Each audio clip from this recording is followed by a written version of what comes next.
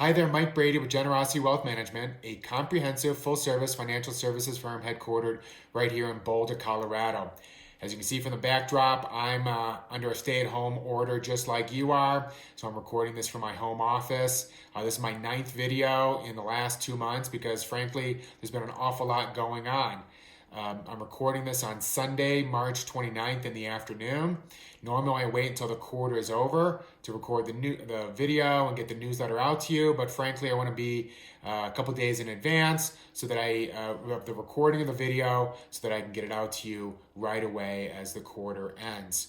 I want to talk today about what, why, and when. But before I do that, I just want to share with you a kind of a personal anecdote, some of my current thoughts, not related necessarily to the market. I've only been out 2 times in the last week, and both times have been to a restaurant. There's a number of restaurants that I like here in Boulder. I want them to do well, and while I have lots of food here at home, I want to go out and support them, so I've gone and picked up my food for the takeaway. When I go in there, it's just really sad. I go and all the chairs are up, both restaurants, all the tables were pushed to the side. I'm not sure if they're doing deep cleaning or what they are, but it was just so very sad. Boulder is completely empty. When I see the photos of New York City and some of the other big cities, San Francisco, Los Angeles, etc., it just really makes me sad, and it's just a bizarre time that we're living in. But what it does also do is remind me of all the goodness that is in my life. I mean, the fact that I can stay at home and have a wonderful place in the mountains of North Boulder with a wife and dog that I love, and I'm safe and I don't have to worry about that. That most of the people that I associate with, the fact that my clients are doing well, I know because frankly I have a small microcosm. To be my client, you have to be either on your way to reaching your financial goals or have reached them and want to continue to maintain them. But there's a lot of people who are not in that situation. The restaurant workers, the servers, all the blue collars, the people with only a high school degree, those with very little college. There's a lot of people who are going to be hurt by this. The small businesses, this is just really painful, and we're not really sure how this is all going to play out going forward. The fact that we can have a fridge full of food and a pantry is a great thing. There's a lot of people in much of the world who don't have that option, whether you're in India or Africa or many of the other places where you have to go and get food every day. So I just can't help but think about how blessed I am, even in a situation that if I allow it to get down. And it gives me a little bit of perspective. So let's talk a little bit about the what has happened over the last couple of months. I'm going to put up on the screen a chart, the percentage change of an unmanaged stock market index, the Dow Jones Industrial Average. And what you're going to see is that it went significantly down since the middle of February all the way up till Monday of this past week, and then it had a nice rally this past week as well. It hit a low on Monday, and then by Tuesday, Wednesday, Thursday, it started to come back. Let's go over but it is still over 20% down for the year as of Sunday, March 29th. Let me put another chart up on the screen. This is the S&P 500, which is also an unmanaged stock market index. You can see that I've put a line to where it is right now and that it's given up a couple of years worth of gain. We worked really hard for all those gains, and I'm very happy with all of the gains over the last 10 to 12 years. We've given up a few of those years right there, as you can see. That's the red line that we've got. That horizontal line. The next chart that I'm putting up on the screen are bonds and kind of general bond indexes, unmanaged bond indexes, or treasuries, various particular categories of bonds. They're doing what they should do, which is go positive when the stocks are going negative. That usually is what happens. Not always. Many times they do the same thing if everyone's rushing towards cash. But they are positive for the year. And a return that a diversified portfolio will have is dependent upon how much bond stock, what that allocation is between the two. If you're very aggressive and have a high percentage in stocks or equities, then of course you're going to be lower now. You were higher last year. You're going to be lower this year. More volatile. If you had lots of bonds, then of course last year in general, a diversified portfolio was probably not as high as a stock portfolio. And of course it's not as down this year. So that's really the what has happened so far this year. And this is just talking about the stock market. This is not talking about the economy, because frankly, that is still to come. Just a few days ago, we had the weekly unemployment numbers, and they were huge. Okay, compared to 100,000, 125, it was 3 million. Just absolutely, unprecedented number. And more is to come. One of the things that I would say, and I'm going to repeat this by the end of the video, is I would argue that the stock market and the economy are even more complicated, or at least as equally complicated, with the number of variables and moving pieces as a pandemic, a virus, and how that might move. Think about how many experts are giving various opinions, and they're not really sure, because it's about the future, and nobody knows the future. We put a huge stop on the economy, and that's going to have some big impacts for quite some time. So let's talk about the why. Well, the why is this virus and the response to it. Let's talk about what it wasn't. It wasn't because of an oil embargo.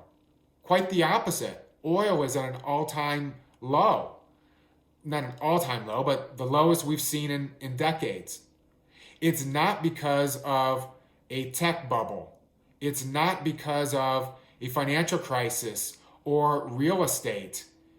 No, this happened because of we flipped the switch. We pretty much put a halt on much of the economy worldwide, and this is something that we have not seen before.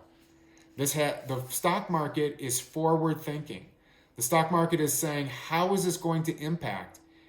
And sometimes we get it right, sometimes we get it wrong. Sometimes we, being the stock market and investors, sometimes there's an overreaction, a belief that it might be worse than it is.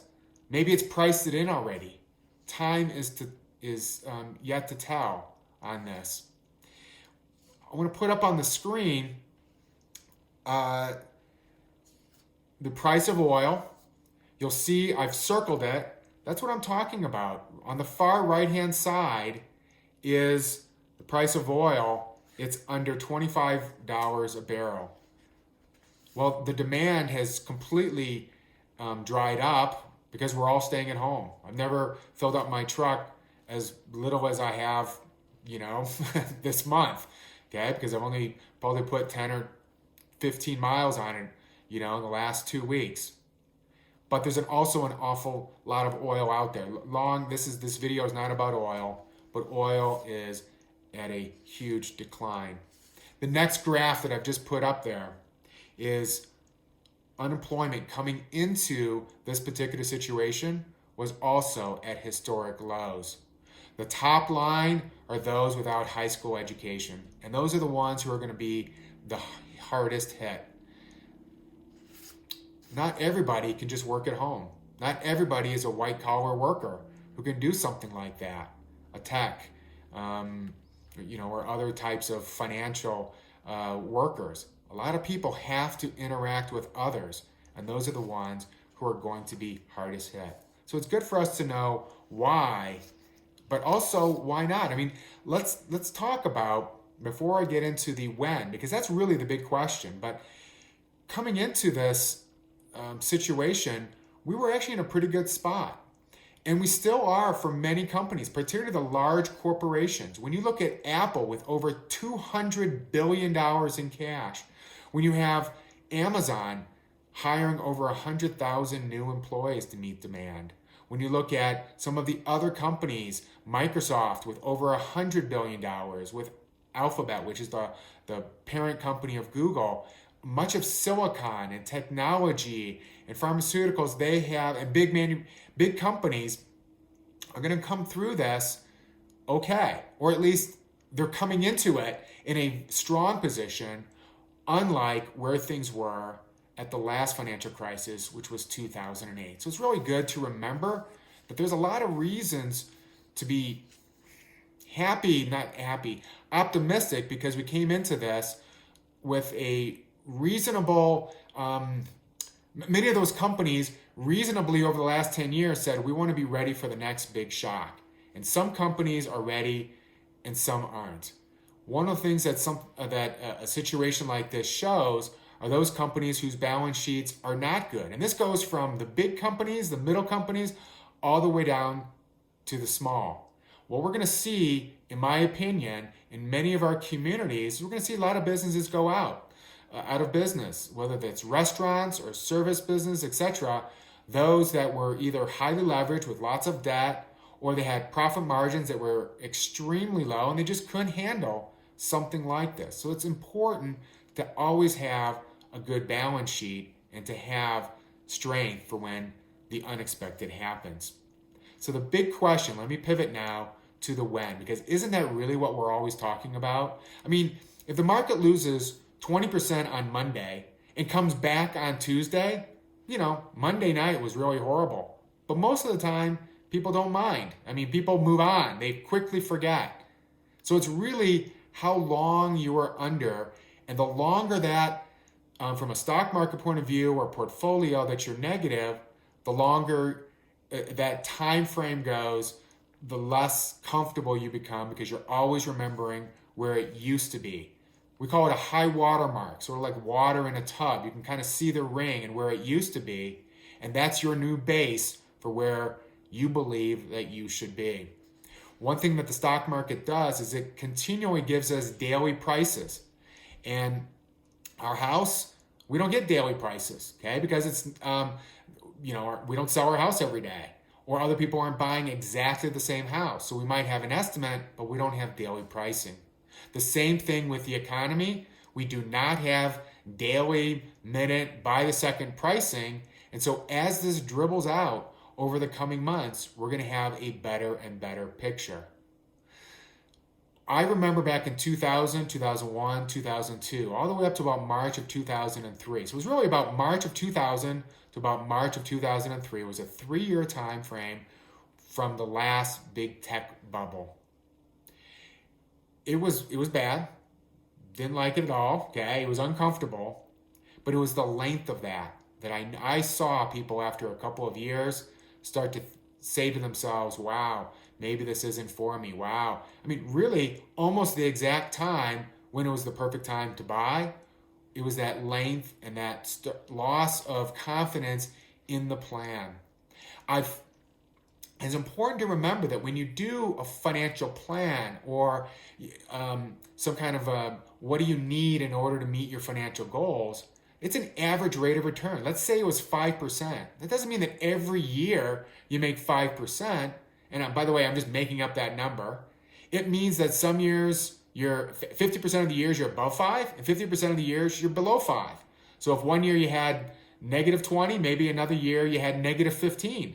It was the average of 5. And that's what's real important, is to keep that in mind, because you can't just focus on the negative 15 in my particular example here. I'm going to put up on the chart, a chart up on the screen of some bear markets and subsequent bull runs.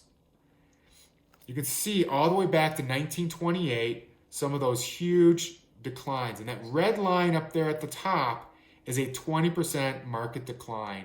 What you'll see is, well, not necessarily just on this chart, but I've shown other charts, that about every year we have a 10% decline in the market. About every 4 years we have a 20% decline in the market. And about every 10 years we have a 40% or more. One thing that has been consistent is it has always come back, but not always in the time frame that, of course, we would like. We would like it to come back the next day. It just doesn't quite work that way. I'm going to focus in now. I'm going to zoom in on the bottom left-hand side where that circle is. You're going to see the last 4 major corrections. And the last one there is the one that we're in right now. That number, the duration, the number of months Right now, we're 1 month into it. See that number 1? The last one was 17 months. Okay? 30 months, 3 months in the 1987 crash. The average was a couple of years. I'm going to put another chart up on the screen. You've seen this before because I keep using this chart over and over again. If you're not paying attention, well, shame on you. Pay attention. If you were 100% in the S&P 500, the unmanaged stock market index, it took you 5 years, give or take, to break even from the last financial crisis. It took you either 2 or 3 years, depending on the allocation of 60-40 stocks or bonds, or 40-60 bonds, stock or bonds. It has always come back, not when we wanted to, but sometimes it takes a little bit longer than what we would like. It's the when that is going to determine your happiness. And so that's why I have repeatedly over the last 8, and I say it here again in the number 9, the 9th video in the last two months, that it's the time frame and the time horizon and your discipline to stay with what you've spent years to develop and become comfortable with.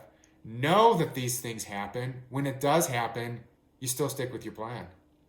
The people who are going to be, in my opinion, the happiest 5 and 10 years from now are those that look back and say, it was absolutely horrible. It was a lesson I wish that I didn't have to go through, but I'm actually wiser because of it, and I believe my outcome is better because of it as well. I'm going to continue to do the videos throughout the month of April. Why? Because lots of stuff happens. And I think that this is a great medium in order for you to get clear and concise information from me. Hopefully non-emotional, non-sensational like you get on TV, but I'm going to try to be as upfront and blunt with you as I can. Mike Brady, Generosity Wealth Management, 303-747-6455. Thank you. Have a great day. Bye-bye.